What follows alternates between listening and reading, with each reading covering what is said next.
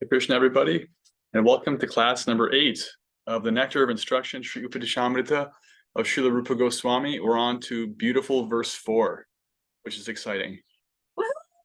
One of my favorite verses anywhere in any book, under any circumstances. You could actually have a whole seminar about this verse. We're going to try and do it justice in 2 classes. So, okay, and without further ado, we'll pass the baton to Kishore for some kirtan. Mm-hmm.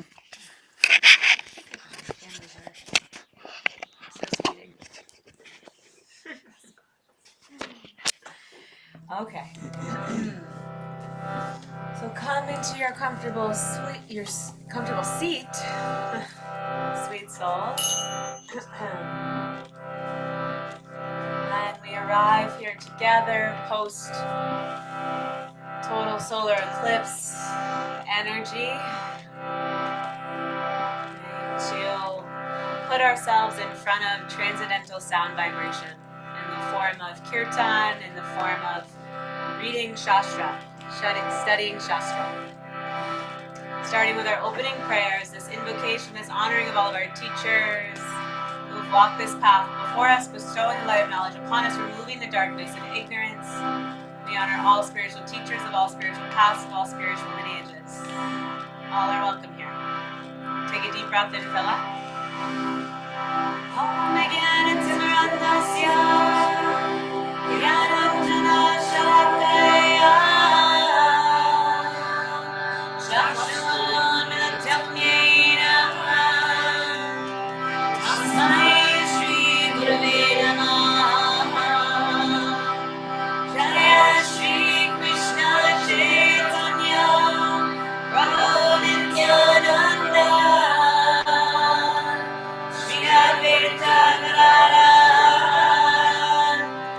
Shri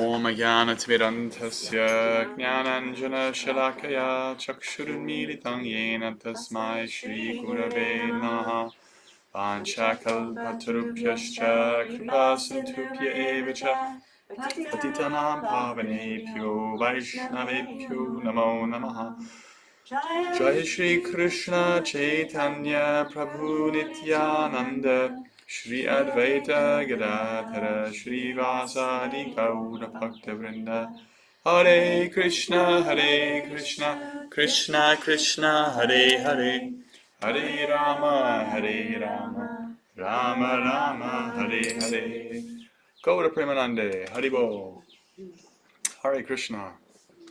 So moving into verse 4, we've heard about the qualifications for practicing devotional service,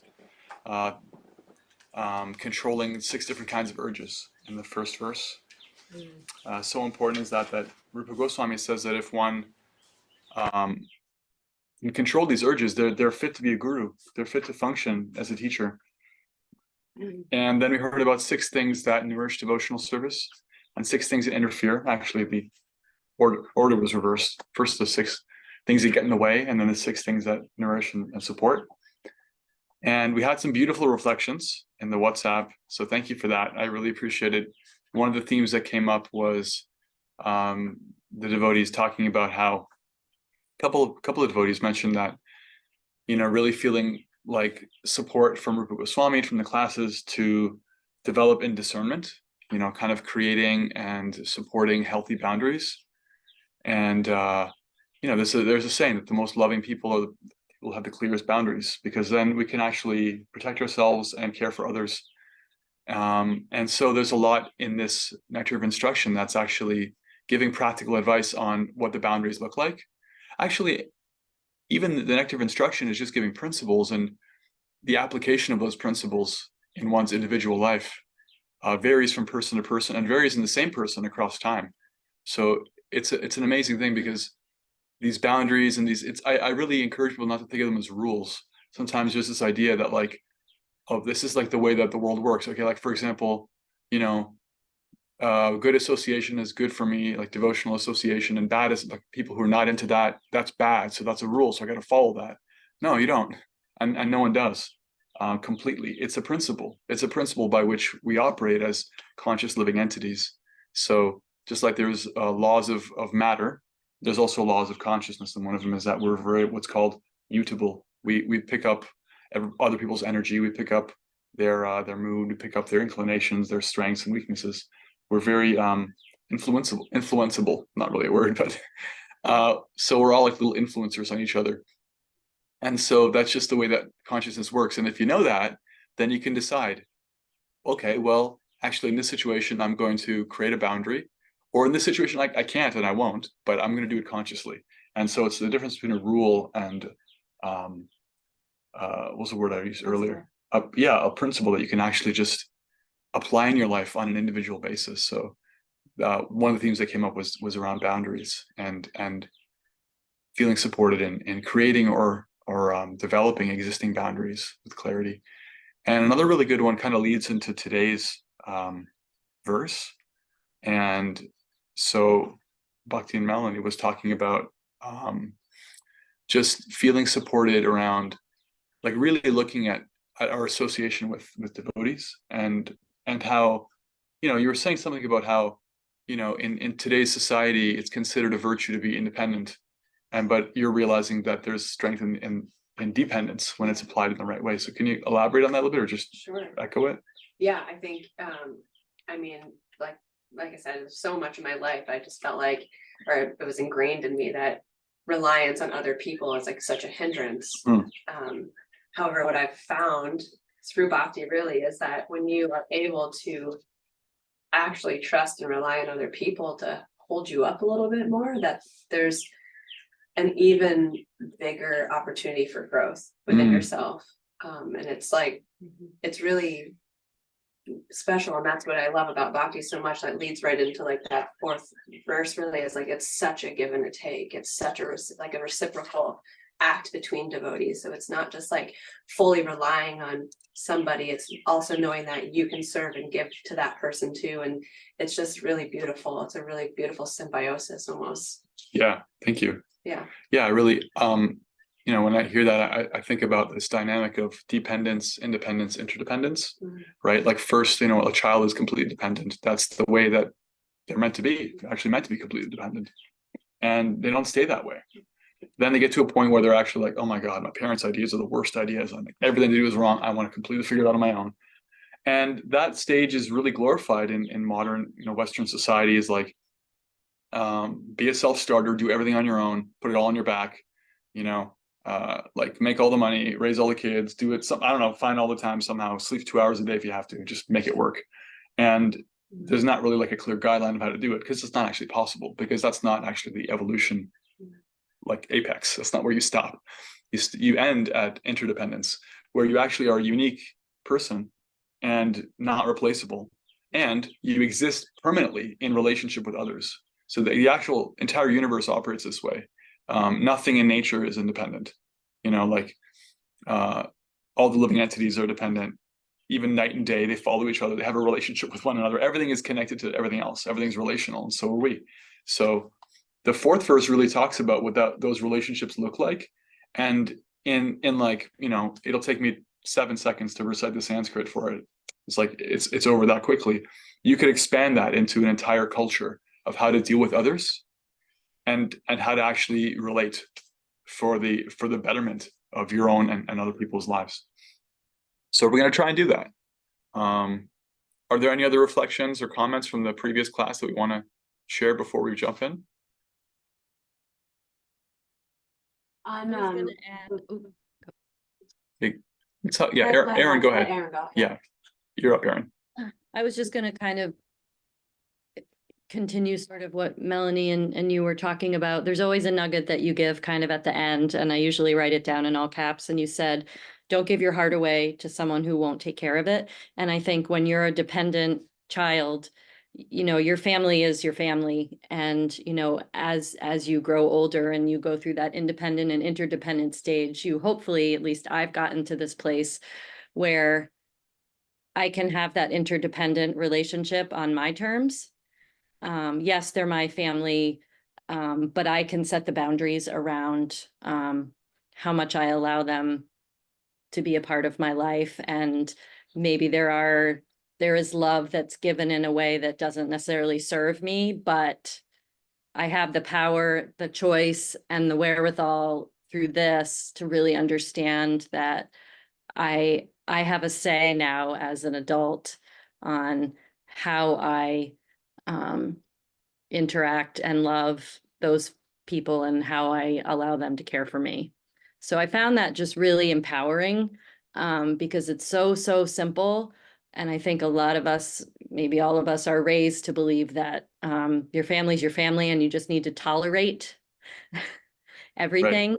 And I've really learned that, yes, they're still your family, but you have the ability to sort of say what you need and what you are willing to kind of tolerate. Yeah, it's good for you and it's good for them, actually. Thank you for that. Great. I was gonna say Sorry. like the same thing, Aaron. We're on the same wave. But yeah, you said around do your duties and reserve our hearts for those who share our values. And we were talking about that in relation to the fifth element, or the fifth thing that we were instructed to do or to leave behind, right? Abandoning associating with non-devotees. And Right. you were explaining that like don't hang out with any, you can't not hang out with, or what is it? You can only hang out with devotees, you can't be around people who aren't. It isn't that, but it's like being in the world and like Aaron just said, don't give your heart away to people who can't hold it. And I had heard this weekend too of don't try to receive validation from those that don't share the same values as you. Right. And so that is another piece, I think, here of why we associate with people who are like-minded, right? Yeah. And ask for guidance from like a smaller inner circle. Yeah. Like that. It's because, there's a lot of forces out there that'll give you opinions, starting Yeah. from, billboards to anybody, person on the street. Everyone's got an opinion, and one form of dependence is dependence on the usually unconscious reliance on other people's approval, or wanted to receive, from them, Right. to be accepted. And it's like, that's a really intimate thing. And sometimes there can be wounds around that are the cause of our own false reliance on people we don't need to rely on. But it's actually a great gift to give somebody what Arjuna gave Krishna in the Bhagavad Gita. Is like, actually, Krishna, I really trust you. I'm really going through it here. I'm really going through it. I got to fight my own family. I cannot see any way this can go any way but awful. And he just spends a few verses talking about how bad it looks to him.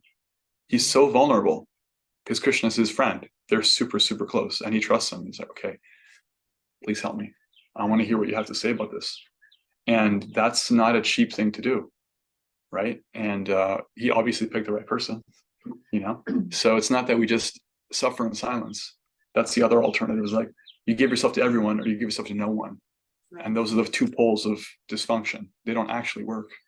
Okay. And so because we're made for connection, we actually can't be whole and complete and satisfied without sharing, without being seen and seeing others. So Arjuna's blueprint is something we're following here. So going into the fourth verse now, I'll share the screen.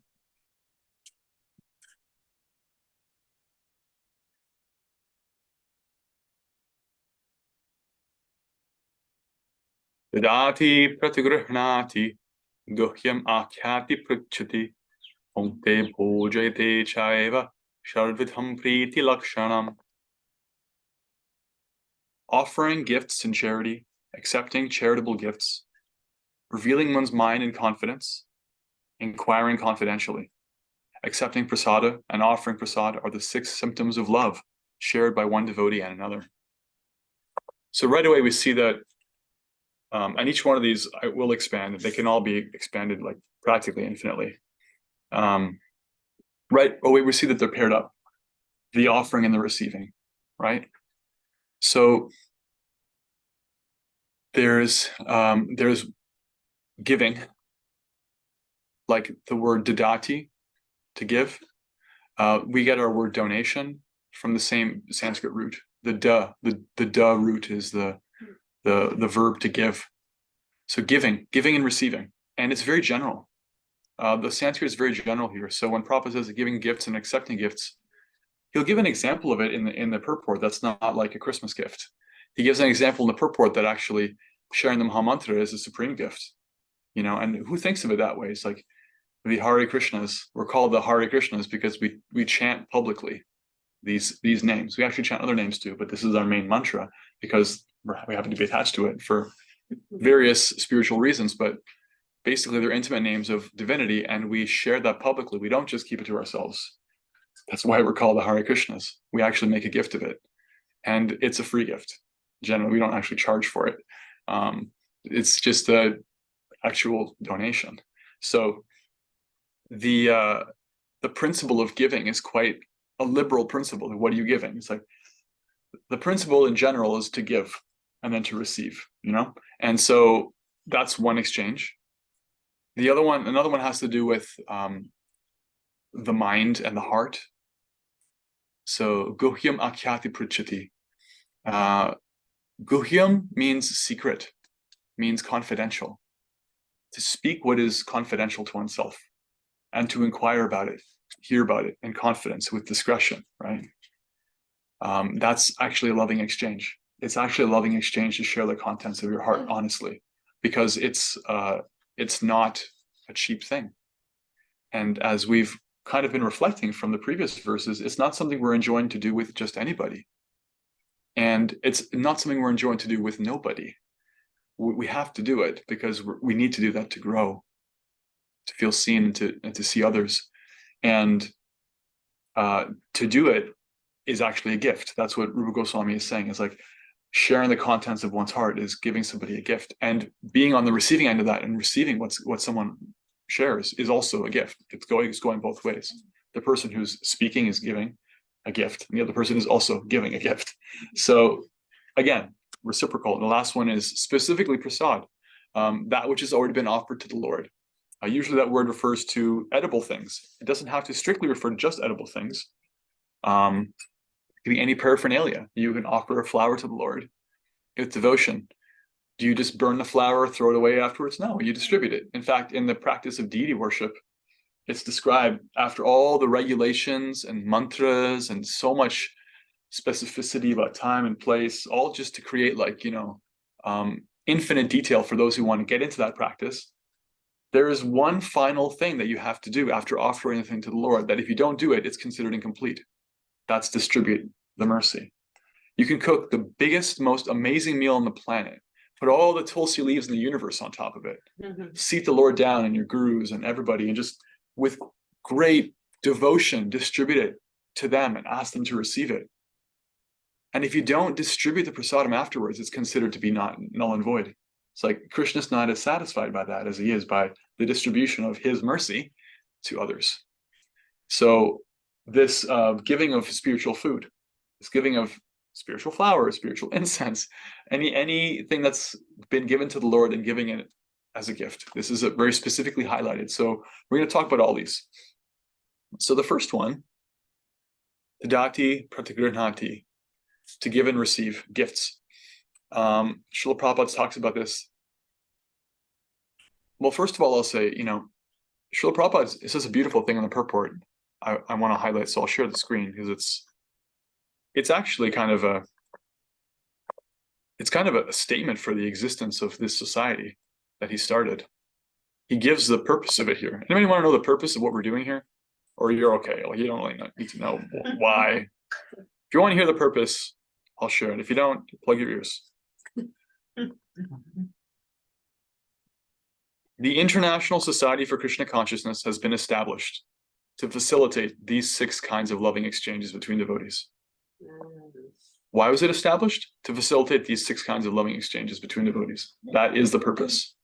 That's what Srila Prabhupada came to do, in his own words, in like 15 words here. He's defined the purpose of ISKCON, the International Society.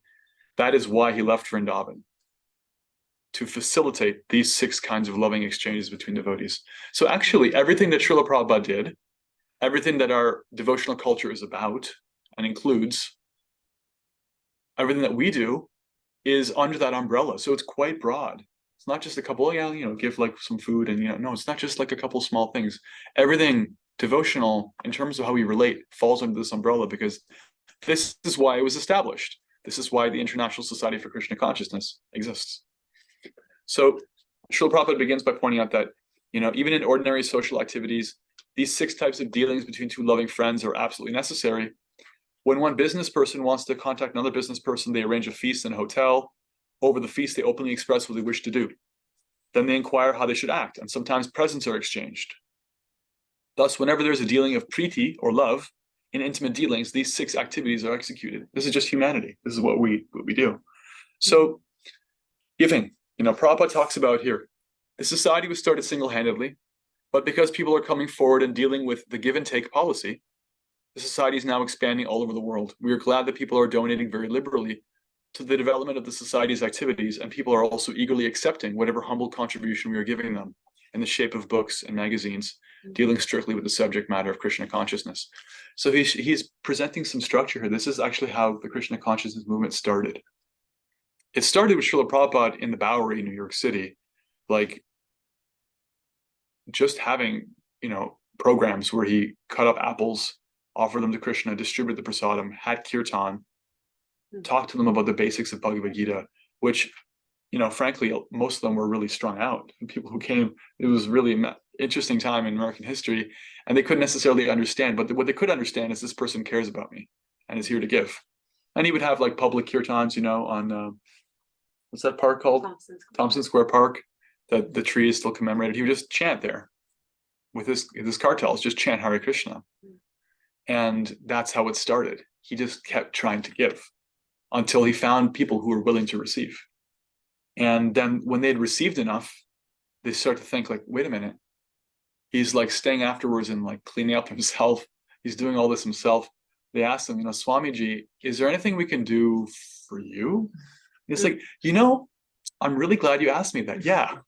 Could you like bring some bananas next time? Or could you help me with the dishes? And then the whole thing just started, like this process of offering and receiving. And it was all completely voluntary. There was no you belong to me territoriality and like, if you don't do this, finger wagging. There's none of that. That's not what the movement began with, what it existed in. And if you look at the history of different communities, it's always the same. That's how they actually start. Communities begin because somebody like Kishori just keeps giving and they have received, and so they keep sharing.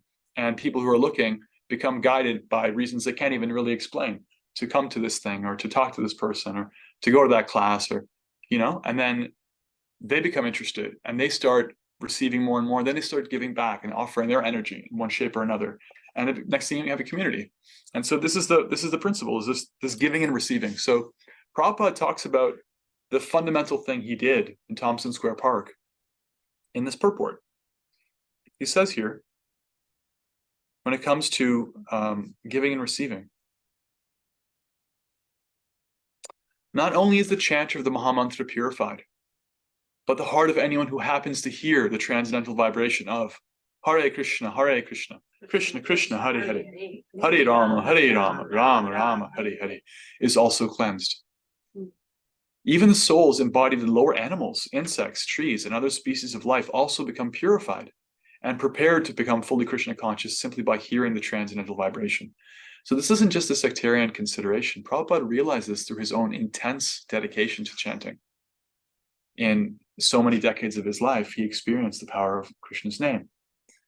And actually, all of us are experiencing that too. It's the cornerstone of our entire practice. It's the cornerstone of our philosophy. It's where we get our name. It's the Hare Krishnas. And so this is actually a gift. This is a gift from Lord Chaitanya. In fact, it's described in the Chaitanya Charitamrita that the holy name that Lord Chaitanya comes to give, it's described by Kaviraj Goswami. Lord Chaitanya made a wreath out of the holy name. He stitched together a flower garland out of the holy name, and he imbued it with his own prema, his own love for Krishna, because he's in that divine mood of the feminine, of Radharani, the supreme lover of God. And he gave that gift to everybody. And it's described later on in the Chaitanya Charitamrita that him and his followers did not discriminate who they gave it to. They gave it to the pious, they gave it to the impious. They gave it to young and old. They gave it to male, female, rich, poor. There is absolutely no material consideration at all, or spiritual. Everybody has access to it. And they took such joy in giving. It was an exchange because it was a receiving and a giving. On both ends, the persons who were getting became fortunate. And the persons who were giving also became fortunate, joyful. So we see, yes. And so us sharing it now, or us chanting it now, and us doing this now, that's us giving back. That's us giving back, yeah. And so it's us continuing, paying it forward as well. So we find in the culture of devotees that it's really common to greet each other with Hari Bol, Hare Krishna. And this is not like a rule. Again, it's not like a thing you have to do. As one develops in Krishna consciousness, one naturally feels an inclination to do this, because when you see somebody you care about, especially when they're interested in serving Krishna, they're like trying to practice bhakti, the heart naturally becomes gladdened. This is really natural. In fact, Vishwanath Chakravarti Thakur, he describes different levels of offenses one can perform against devotees very minutely. And the most subtle kind of offense one can actually experience is when you see a devotee, you don't feel happy. You feel like unhappy to see them. It's because the natural condition of the soul, when we see that somebody is like trying to dedicate themselves to God, that is so beautiful. That is such a beautiful thing. It's so inspiring. And so devotees will just say, Hare Krishna, Hari Bol. And the natural flow of that is it's coming from the heart. It's like, what else do we have to give that's more valuable than Krishna's name? So we give it. We give it to everybody. We give it to those who don't care for it. Give it to those who neglect it too.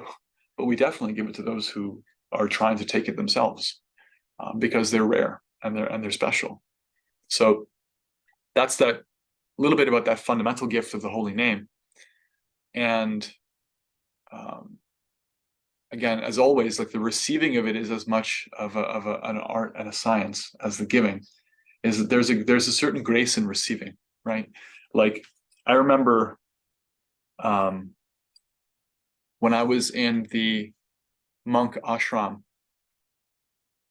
I'd been very fortunate before I was a monk.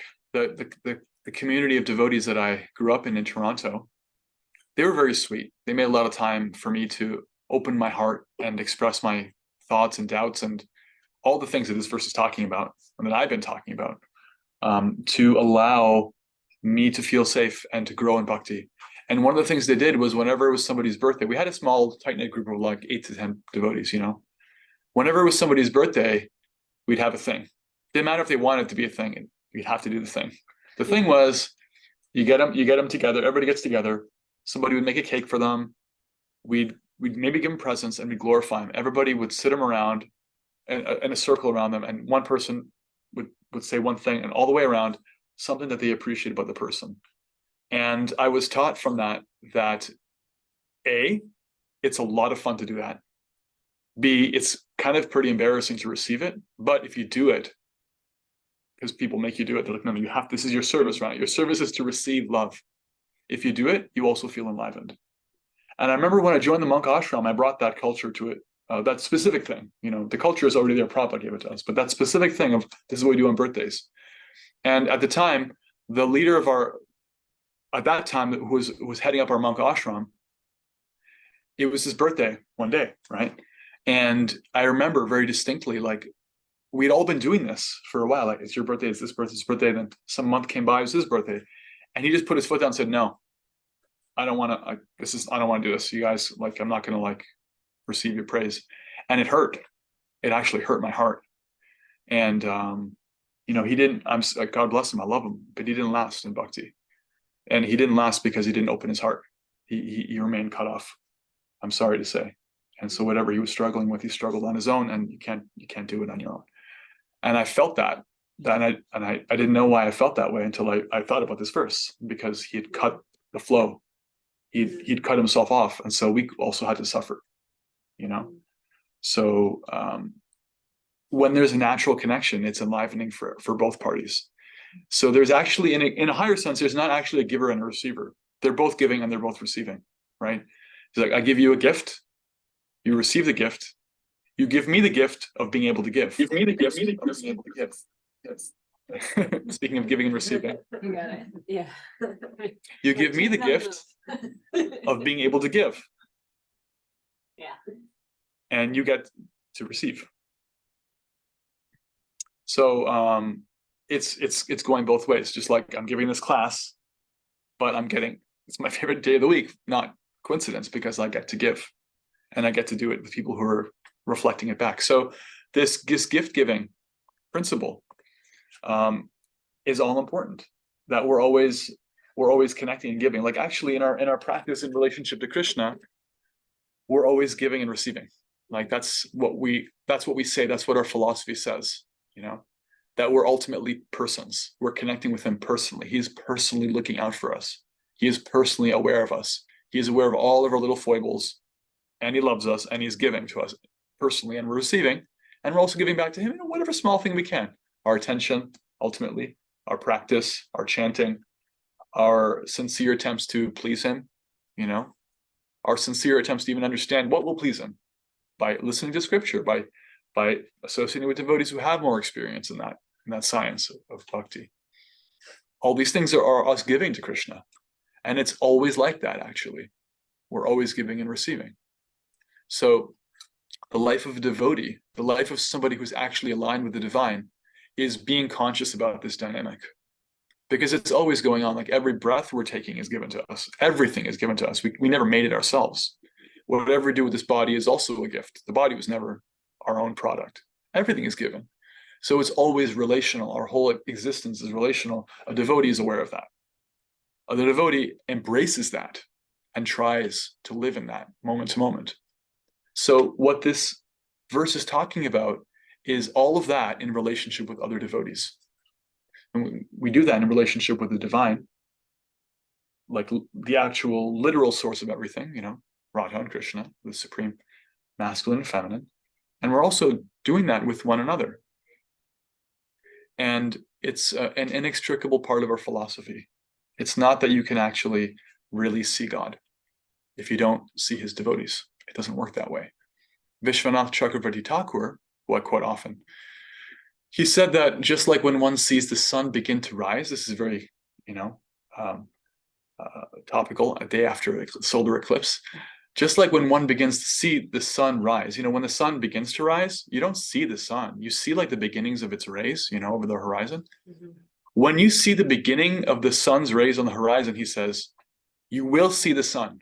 Similarly, when you see the devotees of the Lord, you will see the Lord. It's only a matter of time. It's rising. That is the relationship. The Lord is always preceded by their devotees. They're always together. In fact, at one point, Srila Prabhupada chastised his artists because Srila Prabhupada is very specific about his artwork. There's a whole other seminar I could give about how Srila Prabhupada specifically said that this is what this picture should look like. Krishna should look like this. They're wearing these kinds of clothes. One thing he said is, in general, always, Krishna is with a devotee. He is never alone. It could be a cow in Vrindavan. It could be a gopi, Radharani. It can be his friends. It could be his parents. But he's not alone. Do not picture him alone, he said, because Krishna is always with his devotees. Krishna is the divine voluntarily choosing to connect with his parts and parcels because that is what gives him pleasure. So that's our entire philosophy right there. That's our entire culture. So we never, ever try to separate the devotees from the divine. One great devotee in our movement, Gaur Govinda Swami, disciple of Srila Prabhupada, he hammered this point very seriously. And one of his followers, disciples, Madhavananda Prabhu, gives a whole seminar on it, based on one sentence that Prabhupada gives in a purport to the 10th canto verse. It says, Bhakti, Bhakta, and Bhagavan are always together. Devotion, the devotee, the person who has devotion, and Bhagavan, the object of devotion, the Lord. The devotee, the devotion, and the Lord are always found together. If you have devotion, then someone's having it. That's the devotee. And someone's having it for the beloved. If there's the Lord, he's there with his beloved with devotion. If there's a devotee, God is in their heart, being meditated on in devotion. They're never separate. If there's a devotee, Krishna is there. If there's Krishna, the devotee is there. And bhakti is throughout. So that's our whole philosophy.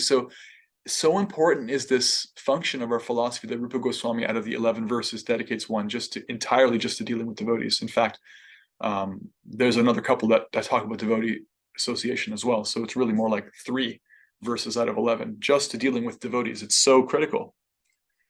In the Srimad Bhagavatam, there are a few different kind of descriptions or metrics, measurable ways in which we can assess how we're doing in bhakti, how we're becoming elevated or degraded. One of the ways is described like this. Find the Sanskrit.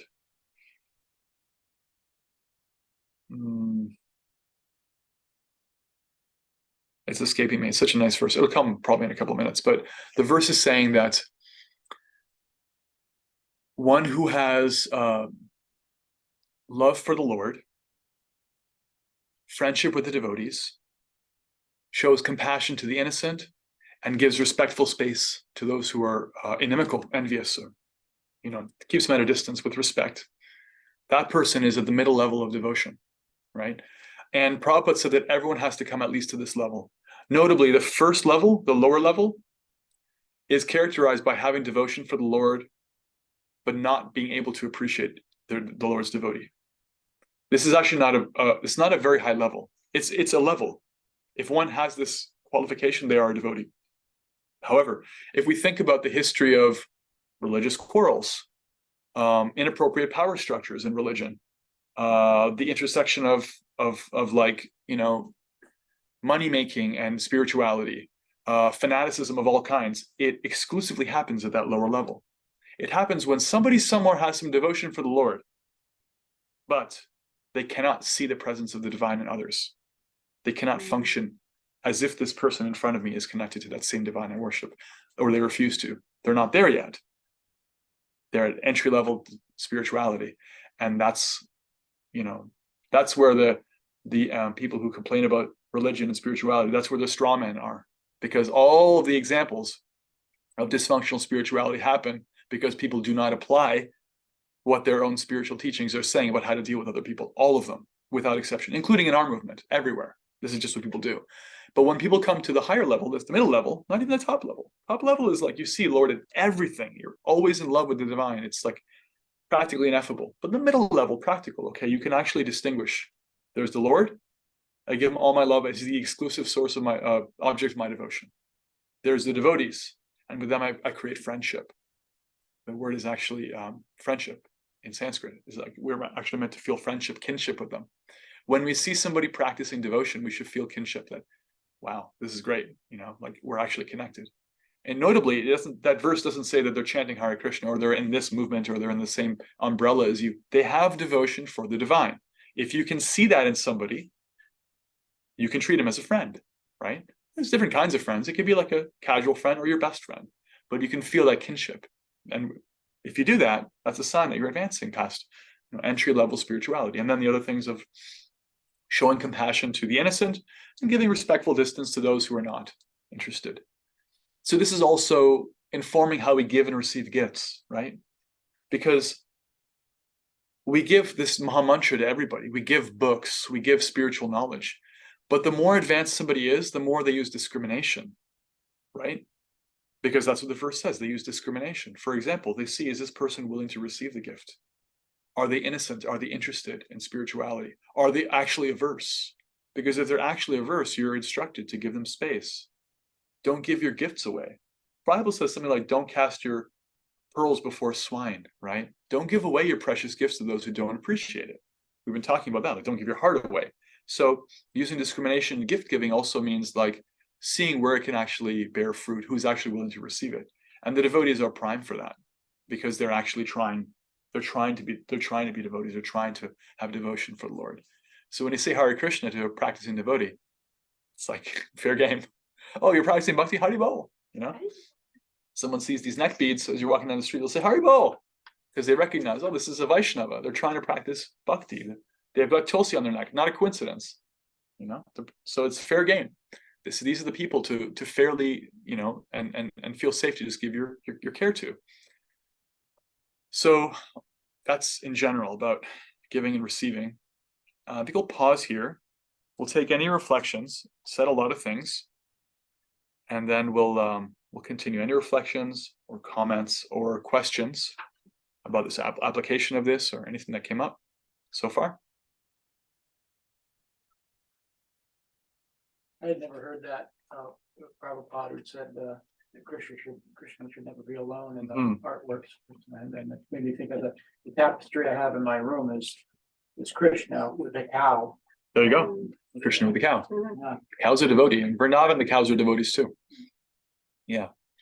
At the topmost level of a devotee, at the topmost level of devotion, can see the presence of the soul in grass and living entities, regardless, and that's a very high thing. But at least if we can see that somebody's trying to be a devotee, that's a very beautiful thing.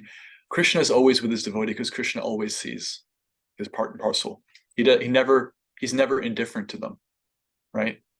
So that characteristic of Krishna, that's part of his personality. He's never indifferent to his devotee. He's always attentive to them, all of them. We have limited attention span. Krishna has unlimited attention span. He can exist in all of our hearts simultaneously. And if he can do that, then the least we can do is be present with the person before us and appreciate that they're part and parcel of Krishna, especially if they're trying to be a devotee. That's a rare thing, actually. So thank you. Yeah, I like that too, that the artwork. Prabhupada had him start the painting over, draw something in there, paint something in there. Krishna. I mean, look at that painting right there. The devotee from GEV painted, but there's, the peacock feather or his flute. The flute's a devotee. The flute's a devotee. The flute's actually conscious. Okay. No, I'm serious. It is. Okay. The flute is. He actually has 3 flutes: a short, a medium, and a long one. And the spiritual world, there's no inanimate object. That's an exception. Most of the time, there'll be like some more clear devotee, but Yeah. we can understand that, yeah, the Venu, there's the three different Sanskrit words for his flutes. One is Venu, one is Murli, I forget the other one, is a devotee, actually. He associates with it. In fact, it's described in the Bhagavatam that the gopis are jealous of it because it receives his kisses. And they Right. think, well, we should get those kisses. Who is this piece of reed wood That's getting right. this? You know, so that's a little bit esoteric, but yeah. Any other comments, questions, reflections on anything so far? Anything that stood out? Let's get one reflection at least. I wrote in the chat.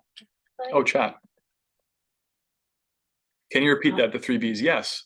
And what constitutes charity? The three B's: Bhakti, Bhakta, and Bhagavan. Bhakti means devotion. That's what we're practicing. That's our path. Bhakti yoga, the yoga of devotion. Bhakta is somebody who's the person who's doing bhakti. Bhakta, the devotee who has devotion. The devotee means you have devotion. Bhakti, Bhakta, and Bhagavan. Bhagavan means the supreme person, the most fortunate soul, the source of everything, God, and the object of devotion, the object of bhakti.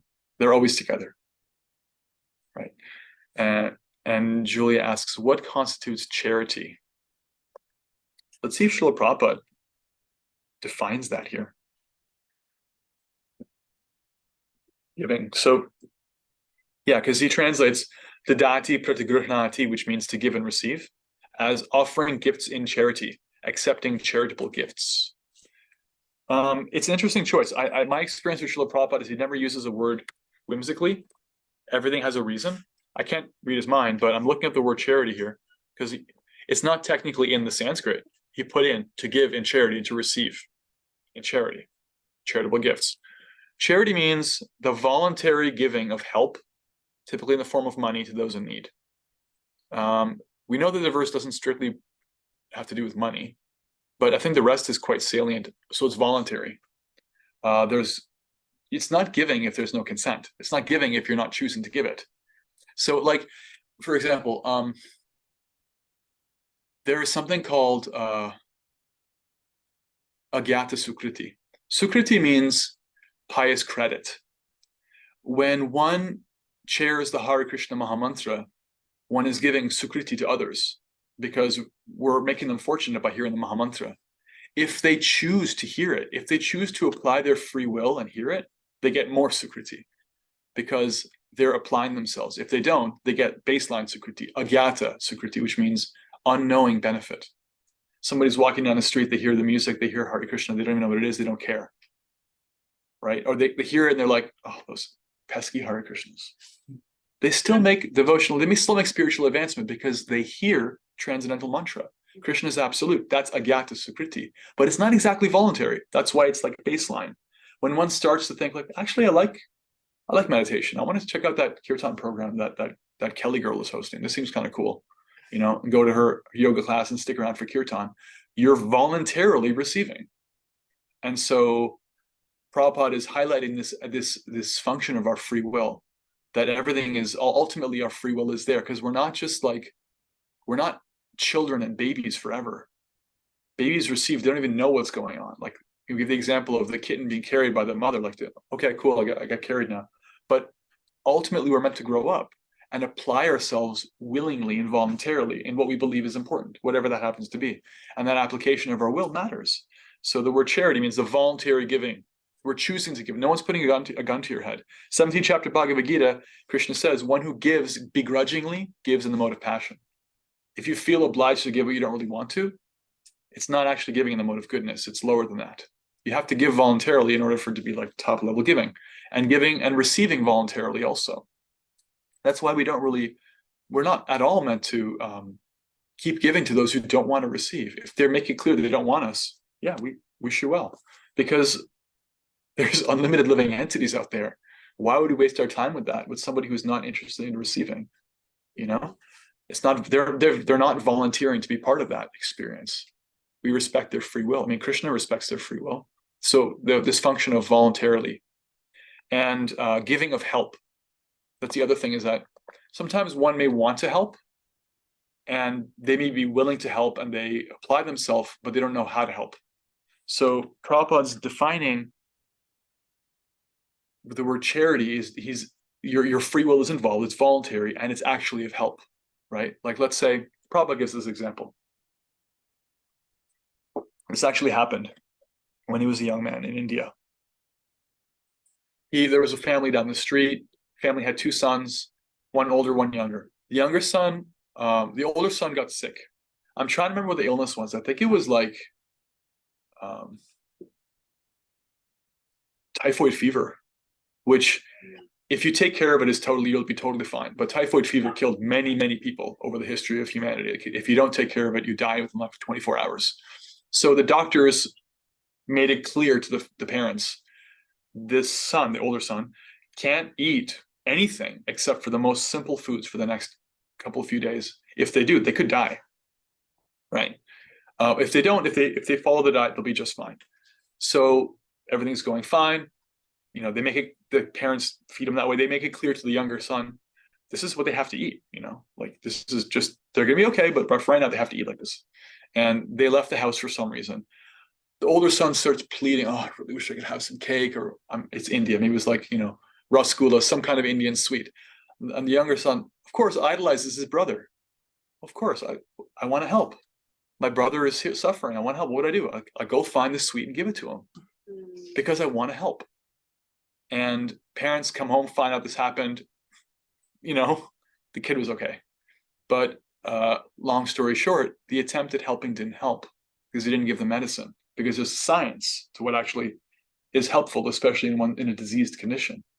So the idea is that if we're trying to get free from our diseases, our spiritual disease of inattention to the divine, our ignorance of our relationship with the Lord, our aversion to him, if we're particularly diseased, if we're trying to get in touch with our heart and our natural connection, some things help and some things don't help. That's the science of bhakti. That's what we've been hearing about. And so Prabhupada's using the word charity, you know, as per the definition, is actually giving something that's of help, right? Because that younger brother, God bless him, really wanted to help, but chose the wrong thing to give because they were not quite expert enough to differentiate between what's actually helpful and what they think will help. And so incumbent on us is to become qualified to give, right? Just like, can I say to you, Kishori, like, I really love you from the bottom of my heart so much. And because of that, I know you have an inflamed appendix. I've got my trusty penknife here. And I'm gonna, because I love you, and you know, like, you know, I proposed to you, you said, yeah. So you know, I love you, you love me. So you trust me with that. Would you accept that proposition to cut you up? No, why not? I love you. What's the problem? You're very smart, but you're not a doctor. I'm not a doctor. I didn't study the science. And even if I did, I can't do it, you know? I wouldn't, because I care about you. I'll be like, you have a problem with your appendix? Let's get you to a doctor. It's a simple operation, appendicitis, in and out. It's a, you know, in and out the same day, no problem. But I'm not going to do it. That's not love. Love is driving you to the hospital and having some prasad ready for you afterwards. If you can digest something, I don't know how appendicitis works. So there's a science. So we have to become qualified. So similarly, Bhagavad Gita, this whole thing, Nectar of Instruction now is trying to help us become qualified how to give, what to give. And so we're hearing about giving the holy name. That's a beautiful gift, giving prasadam. These are ways to show love. If I think I really care about you, so I'll give you, you know, the cake you're asking for when it's going to make you sick. Whatever that may happen to be in our world. Something that we think is good for them, but it isn't actually good. That's not really giving and charity, according to this verse. Good question. Can I ask a question? Yeah. So giving and charity, would that also involve giving without expecting anything in return? Yeah, Krishna says in the 17th chapter that that's giving in the mode of goodness. Giving without any expectation of return, without thinking of what you'll get from it, including like the good karma of it. That's the best. And to the degree that we are expecting something in return, it's contaminated or mixed with passion. So, Or Thomas would be like, you're giving it out of a way to manipulate. yeah, giving with in fact, Motive. like, I can actually just pull the Bhagavad Gita. I can do that. Why not? Who can stop me? It's chapter 17.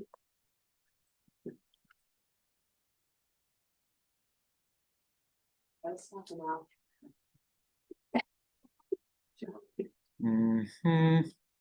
Where are you? And then it's charity. Okay. Yeah, in ignorance is given at an impure place at an improper time to unworthy persons or without proper attention and respect. Mhm, That's the mode of ignorance. It can be to manipulate others, mhm, right? With a desire to get something in return for fruitive results, or begrudgingly is the mode of passion. Out of duty, without expectation of return, proper time and place to a worthy person is the mode of goodness, right? Prabhupada gives an example there. If you give money to somebody who's begging for money and they just go and misuse it, the quality of your charity is decreased versus if they use it properly. So there's a difference between giving indiscriminately and giving discriminately. I remember I had an experience with this homeless person in Toronto. I saw them regularly, and I would regularly offer them food. In fact, I would stop. They would be outside of a grocery store sometimes, and I'd be like, "Listen, I'll go in there and get you anything you want." Right? That's vegetarian because I'm vegetarian. I won't buy any meat, but whatever you want, I'll get for you. They always said no. They just wanted money, and I could tell, like, okay, this person's got a whole other thing going, right? I'll get them any food they want from the grocery store. I'll offer to Krishna, give it to them, but they said no, so I wasn't willing to give it to them because I didn't want my money to go to something that I couldn't necessarily support. So yeah, there's different factors. But this is all in relationship to the devotee, this verse, giving to the devotee. Julia says, selfishness rather than wholehearted generosity is a lack of generosity according to the internet. Yeah. Yeah, I accept that. I accept that definition. Any other reflections or comments before we continue? Giving gifts? About like people who are really poor at receiving, such It's as an art. myself. So you like can give and give and give, but also the act of receiving is like really tough. It's Mhm. really hard. And how, you know, it's important to receive, but also like doesn't really like feel awesome for me. So like, how do you? Obviously, that's not. Well, That's why we're having this conversation. Because if I just read the verse and said you're on your own, you know? Yeah. So what if somebody has trouble receiving? Yeah, that was me on my birthday when I first started coming to Bhakti, and they sat me down. I had a few birthdays like that, 2 or 3, and I learned to receive because first of all, like it was fair is fair because I got to experience giving, and I also appreciated the giving, and it didn't feel so vulnerable, but I felt vulnerable and it felt uncomfortable to receive. But it was with people that I trusted, who trusted me, and who saw me day in and day out, and I knew that they cared about me, and they'd shown that in many ways. And so that's one thing, is that pick the people carefully. Another thing is it's kind of just medicine. It's medicine. Like I had to do that on my birthday because I couldn't be like, well, I glorified you on your birthday, but I'm just gonna, I couldn't do what my future brahmachari leader would do to me. Right. I didn't think it was fair, and it's not. So I just, okay, all right. And you learn to appreciate it because what are you doing? You're giving them the gift of giving. If the person who's receiving refuses to receive, they're taking the gift of giving out of the other person's hand. If you appreciate giving, but you can't receive very much, you should understand the hypocrisy in that, is that I'm willing to give, but I'm not willing to let other people give. It's like, so usually it has to do with, I'm not trying to be your therapist here. I'm just saying in general, usually it has to do with like some way in which we feel unworthy, some issue on our end, something we're holding on to, some self-limiting belief, something from a previous relationship or experience in this life or other lives. That's like, we feel something around, I can give, but I can't receive, or I can receive, but I can't give, because they go together. They're never separate. Like, you can't say like, oh, I'm made for one, but not the other. Like, no, they're a pair. We're made for both. So, accepting that we're made for both is part of it. It's like not making excuses for that. It's like doing the work to address whatever's there, and being around people that we carefully cultivate relationships of trust and love with. That's what this whole verse is about. Is giving and receiving with those we trust. And the next pair that I was going to talk about, Guhyam Akyati Prichiti, to inquire confidentially and to hear the contents of another's heart, is exactly that, right? To hear somebody glorify you is a very intimate exchange. It's like, happy birthday. I just want to tell you, like, this is how you've made my life better, right? And that's a very intimate gift. It falls under that category of a gift. So, yeah, does that help? Yeah. There's a lot in that. There's a lot to say. Yeah. And I was going to get into that next pair. Perfect. I wish I had. That it's a gradual practice. It's a Right, practice. it's like most of us are prone to one or the other, right? And so it's like it feels good to do one, whether it's giving for Melanie, for me, it's giving, for most of us here, it's giving, right? So it doesn't mean that it's because it's natural and it's comfortable and it's what we've known, right? And the other way, it's like it's not bad, it's just more foreign. So it feels like, ugh, Right. right? And then, as you said, it brings up limiting beliefs and trauma and, you know, necessary healing work that then comes with that, which you've actually been doing, Mel. And then it becomes less foreign in time, right? Just like chanting the Maha Mantra on the 100 Java beads becomes less foreign in time. But yeah, I think it leads very well into the next piece here. Yeah, because look, we're aiming at a relationship of giving and receiving with the divine. His arrangement is that we have a community of devotees, because that's what it takes for us to become trained in that dynamic. That's what he's all about. Right. And we experience that with devotees. So I was going to say something. Right. One of the other about your question, one of the other reasons it can be difficult to receive.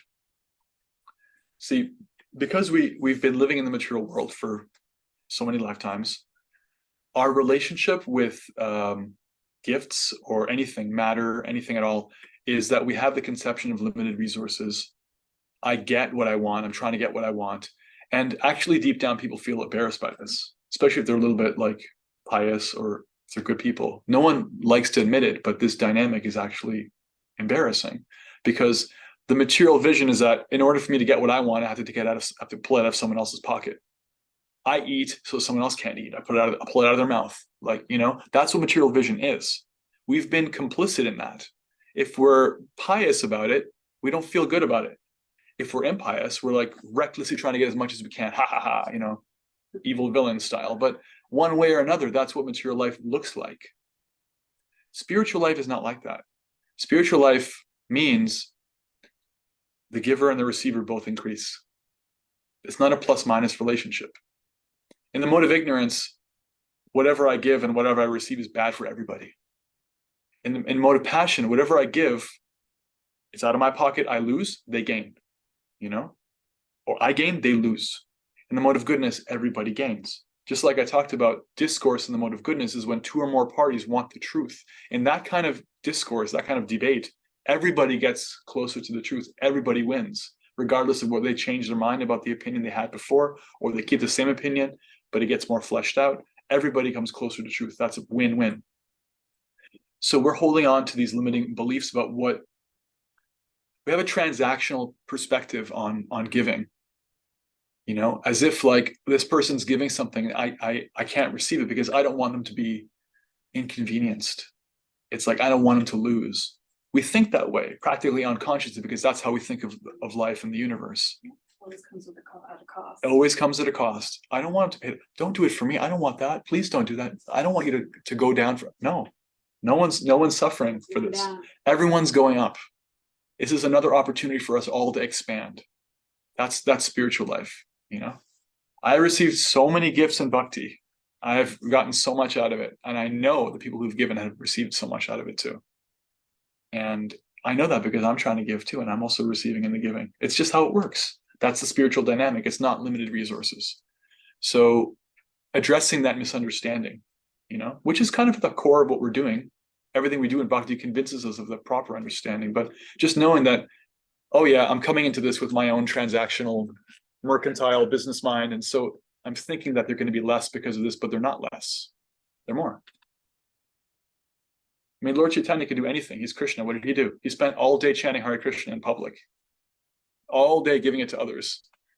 And he experienced such bliss because that's the mood of the best devotees. They get so much joy seeing more and more come into the inner circle. That's what we're made for. It's not a cost. It's a benefit. Make sense? Yeah. 740, just for awareness. 740. So I think I'll just touch on the next dynamic of the next pair, and we'll try to cover the rest of it next class. To inquire confidentially and to receive in confidence. So because we're eternal living beings, because we're made for relationship, this has to be there. There has to be somebody somewhere that you trust with the contents of your heart. So like the difference between solitude and loneliness. Like loneliness is an epidemic because people don't have people they can trust. And we're made for trusting connection. When Prabhupada says, like, to reveal the heart in confidence, to hold somebody's confidence means to be able to be trustworthy, that what they say, you're not going to blab it around. You're not going to mock them for it. You're not going to judge them for it. They, if you have confidence in someone, they can hold confidence in what you're saying. It's a place of safety, security, and we need that, right? So Rupa Goswami, who had this with his brother Sanatan and the other Goswamis of Vrindavan, is talking about how we need this to advance in bhakti. Actually, all of you are doing this every Tuesday. And whenever you get on the WhatsApp group, that's what this group is. It's basically these two things, giving and receiving the contents of one's heart. All I'm doing is facilitating to keep it focused on Krishna. So this doesn't turn into like, any number of other visions of what we could talk about. That's what I'm doing here. I'm keeping it on Krishna. But I came to Krishna consciousness, and I'm still in Krishna consciousness because people gave me the opportunity to express my doubts. They gave me the opportunity to be heard and be seen. And when I realized how great that was, I took to bhakti. And I started to practice, and I started to eventually give a little bit more to others in the same way. And that's what this group is. And that's what all of you are doing when you ask your questions. That's what all of you are doing when you express your doubts. And when you say, well, what about in this situation? How do I make sense of that? That's what's happening. It's guhyam akhyati pritchati. It's inquiring confidentially and receiving in confidence. And even if you don't, you're hearing other people ask their questions. And if you respect and honor that, witness that, you're part of that process too. It's a gift. It's part of the gift of like, okay, I want to advance in bhakti. I'm trusting Rupa Goswami. I'm trusting Prabhupada, trusting Shamya Pras. I'm going to open up about my situation and say, like, how do I apply this here? Like we've been doing throughout this book and throughout Bhagavad Gita. That's actually what's happening. That's a big reason why Prabhupada says this international society was founded for these loving exchanges, because nobody comes to bhakti and stays there unless they do this. They'll leave, like my brahmachari leader left because he didn't do that. He couldn't deal with it. Got to be too much, whatever it was. You got to fly your own plane, but you also have to actually be able to be vulnerable about where you're at with somebody. So we've heard all along about being discerning and careful not to just broadcast everything to everyone. But now we're hearing about how and with whom to open up, because that's also what we need to survive and then to thrive. So just to call back to one thing Bhaktivinoda Thakur said in one of the previous classes about conviction, about confidence.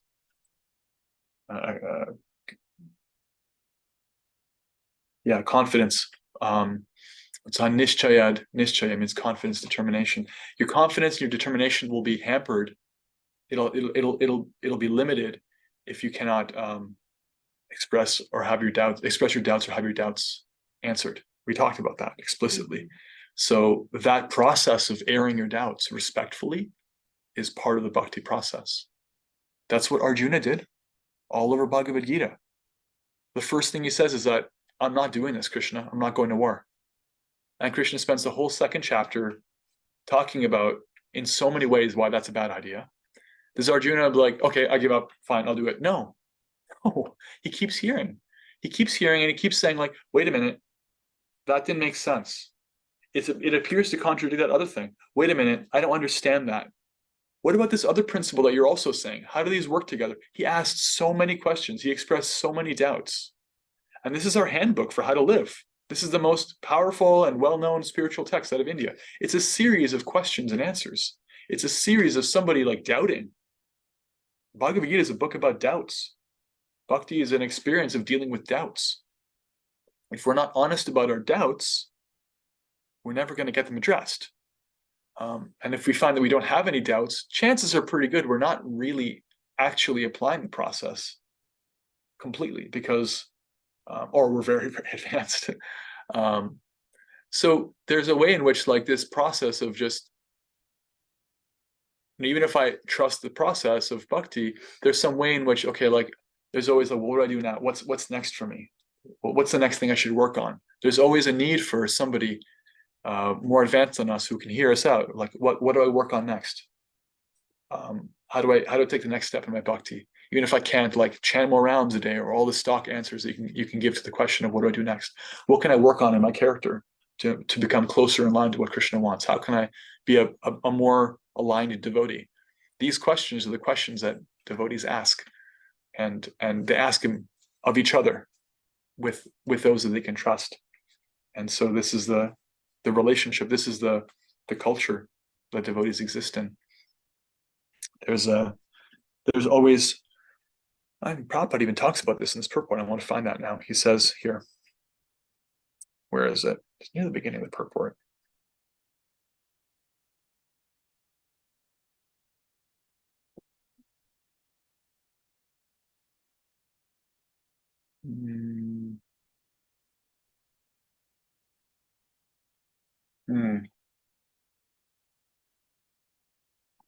Now I'm trying to find it. Hare Krishna, Krishna Krishna, Hare Hare, Hare Rama, Rama Rama, Hare Hare. Not finding it, but Prabhupada says that in the Krishna consciousness movement, one who's more advanced offers advice to one who's less advanced. The one who's less advanced inquires. And so there's this way in which there's a natural,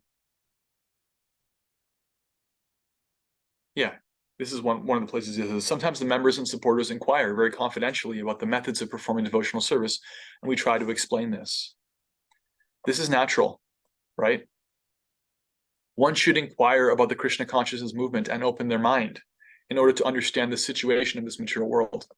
This is natural.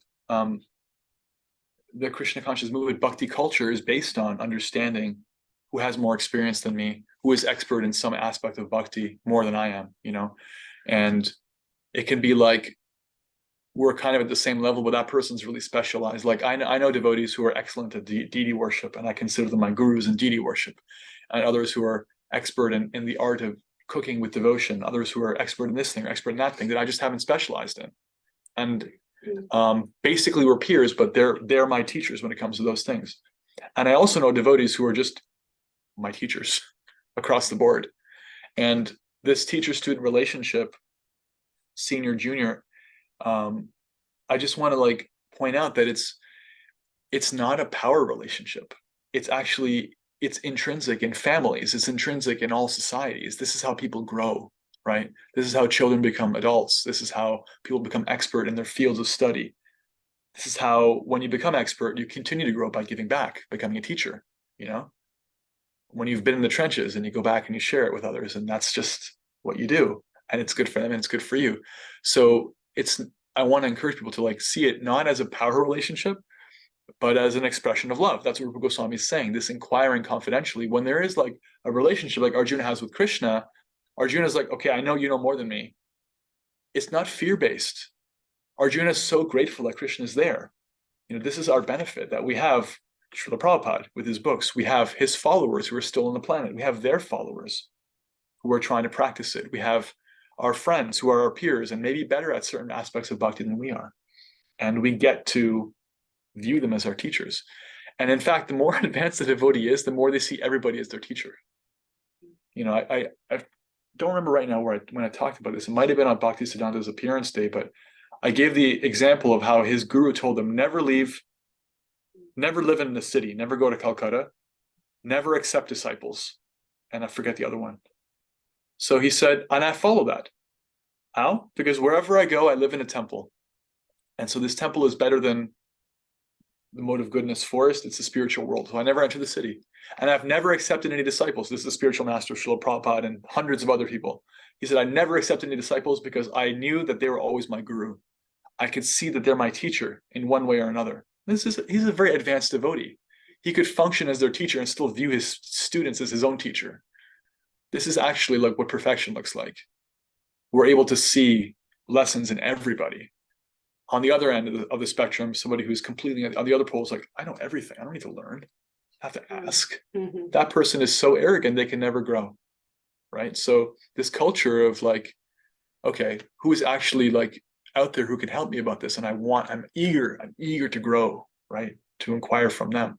This is a very beautiful signifier of success. So some thoughts. It's 10 to 8. There's a lot in these verses. We'll continue to describe the opening one's heart and revealing confidentially and receiving confidentially next week, and also receiving prasad. But for now, we'll take any comments, questions, and reflections. Anything that stood out? Honestly, I love Aaron's cat learning about bhakti. Oh, I missed that. It's Aaron's cat walking across the camera there. Yeah, I'll do that. They can get some agyata sukriti, unknowing benefit by hearing Krishna's name. Any reflections? Tanya. I love that there's like guidelines with discernment, right? So, you know, the comment that there's unlimited loving entities, so why waste your time giving to those that don't want to receive it? Yeah. You know, it's not just a blanket statement. You have to give and give and give, because we all know people that'll just take and take and take and never give back, right? So Vampiric relationship. right. I love that's part of this philosophy, to acknowledge that and find that boundary when necessary, right? Yeah. And just to piggyback on that, we find like the most obnoxious examples of preaching or outreach are those who try to force it down your throat, like the people who yell on the street corner, and from whatever tradition, they're making no discrimination as to whether people are interested. And more than, it's not even like they're sharing indiscriminately. Those who actively don't want to hear it are still being forced to listen to it. I remember one guy like talking to a bullhorn about his faith, and I took him aside. I was like, I really appreciate how much love you have for your tradition, but I got to tell you, you're pushing people away.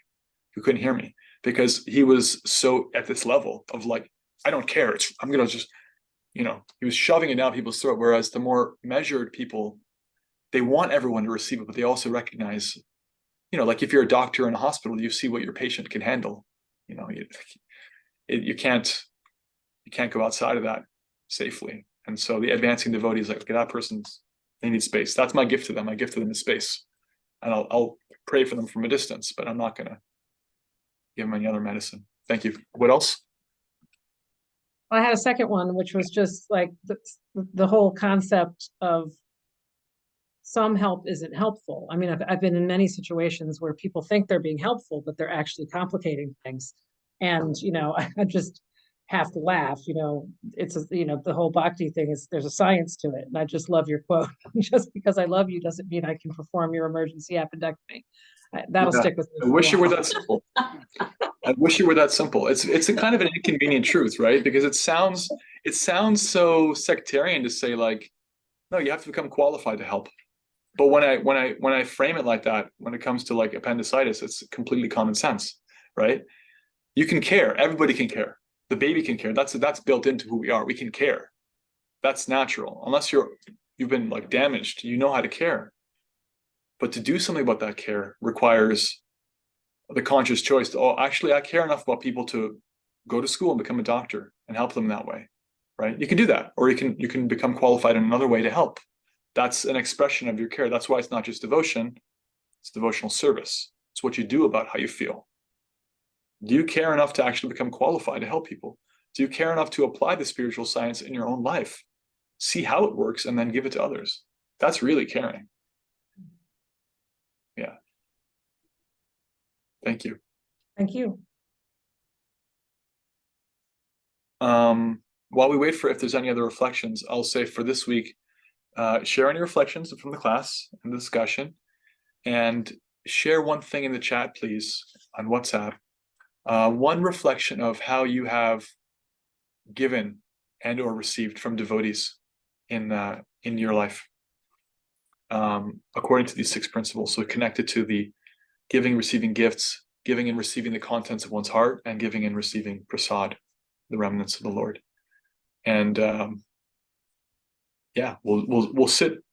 I think we'll sit with gratitude. We'll sit with the receiving, what we've received from devotees this week. We'll deal with receiving, when we receive from devotees, and next week we'll do giving. But for now, reflect on what we've received. Any other reflections before we conclude? It would be a gift to hear.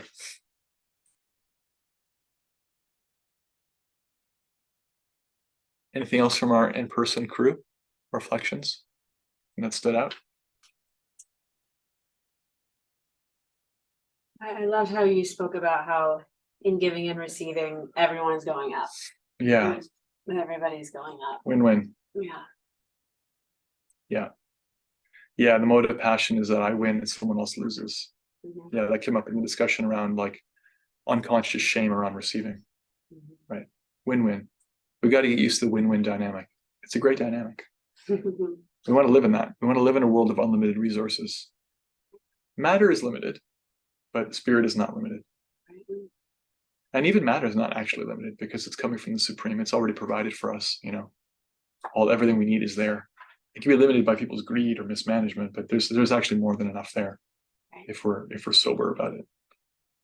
Right, we're not used to that win-win, and since we're not used to it, it's gonna feel uncomfortable, or that doesn't mean it's wrong, it just means Right. it's uncomfortable and we're growing, and that's how we grow. It's a new paradigm. It's a paradigm shift to kind of accept and receive and sit with that experience.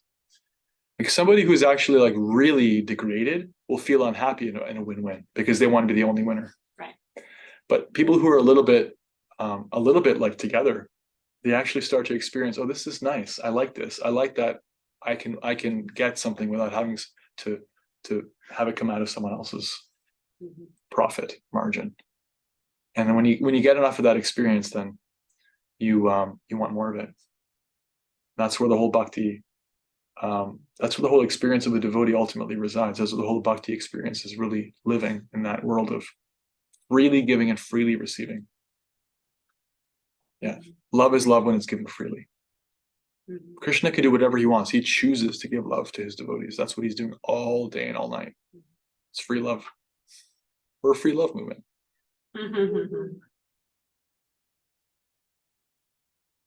Just want to add the caveat, we actually know what real love is. So interesting that Prabhupada came to the West in the middle of the free love movement.